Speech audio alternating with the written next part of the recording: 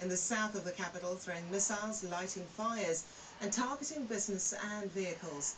David Cameron is cutting short his Tuscan holiday. He'll fly home overnight to chair a meeting of the government's emergency committee, COBRA, later. Well, the Home Secretary, Theresa May, has condemned the riots as sheer criminality, as police and emergency services are battling a third consecutive night of looting and violence.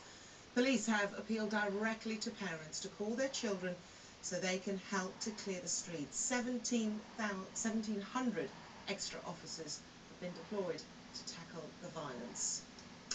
Well, live to Croydon, and one of the scenes of the violence, our Home Affairs correspondent Mark White is there. Mark, how's it going?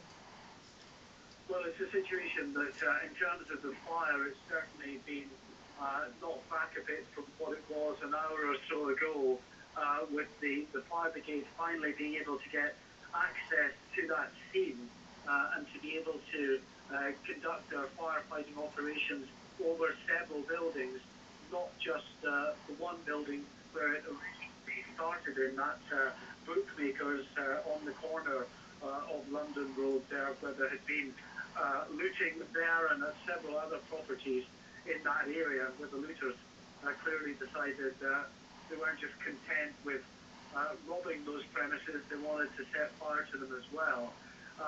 Now, we will be in a position within the next few minutes to start feeding some pictures of these buildings alight in London Road, so just bear with us. But I say the situation across Croydon, really, in the last few hours, the sun was really quite significant in terms of the disorder that took place. We were just on a drive along London Road just now, and there are shop after shop which has been damaged.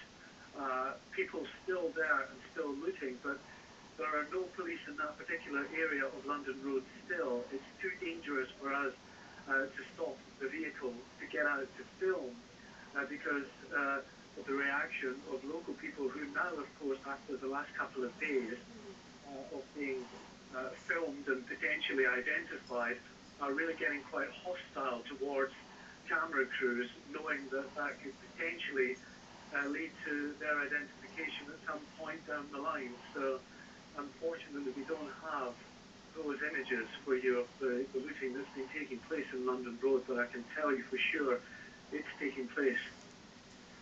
Mark, any explanation as to why the police aren't there? Are they just busy, or are they not aware that this is now taking place within this particular spot?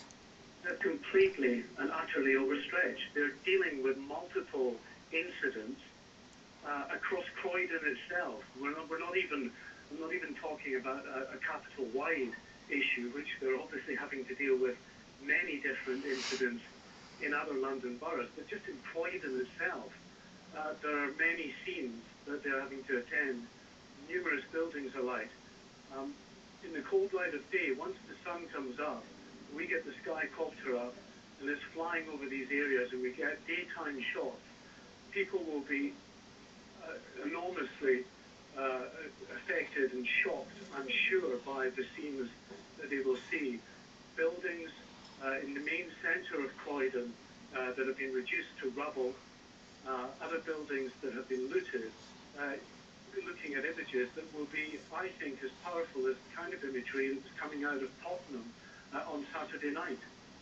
Okay, Mark, we're just going to, don't go anywhere, we're going to come back to you, but we're going to listen to the owner of that building you can see on the right of the screen. That's the House of Reeves furniture building.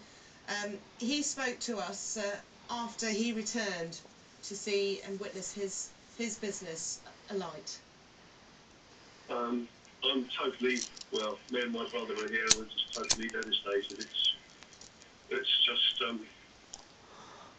well, 5 generations, half the business is now completely destroyed. We've got customers to serve, the whole area, and the way that things just work in these days in Croydon is just despicable, absolutely despicable. I can't believe that as I drove past my shop, having had an alarm call, 2 minutes later it's blazing because someone just got in and torched it. Saw the people coming out of the building and just running off with a crowd of people around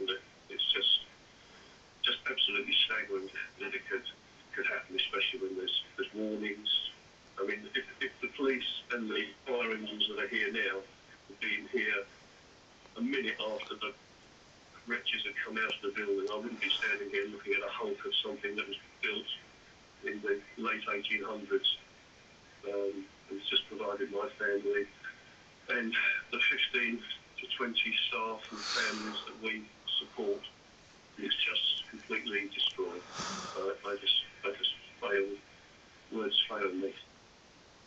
Well, that was Trevor Reeves, the owner of the business of the House of Reeves. That was one of those iconic buildings that was satellite there in Croydon.